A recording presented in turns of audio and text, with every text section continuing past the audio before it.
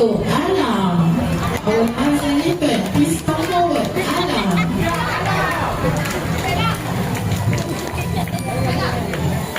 Bella tuan-tuan dan puan-puan, Alam adalah seekor gajah jantan. Umurnya sekitar 28 tahun memiliki keselamatan dari 2 musang Kelantan. Ladies and gentlemen, Alam, a male elephant, aged around 28 years old and releasing from the state of Kelantan. Bella stand daripada duduk dan baring, latihan asas style basic exercise which is lift up 2 legs at the same time. Mari kita saksikan.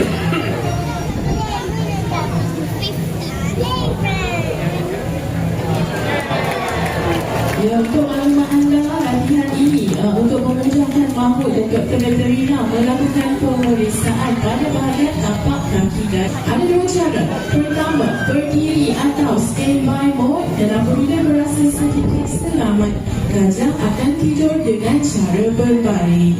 There are 2 ways for elephants to sleep. First, standing or in standby mode.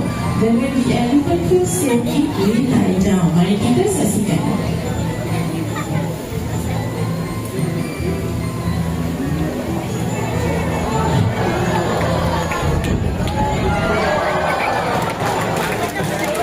Dalam rangkaian dan puan-puan dalam posisi berbaring mudah untuk mahmud dan Dr. Veterina melakukan pemeriksaan pada dan kita kena kira sama-sama ya dari 1 sampai 3. Boleh? Boleh. Mari kita mula dari 1.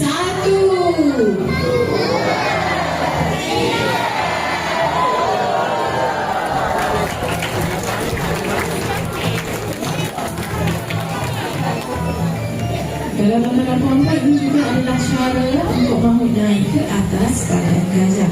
This is the other way for mahmud to the elephant story.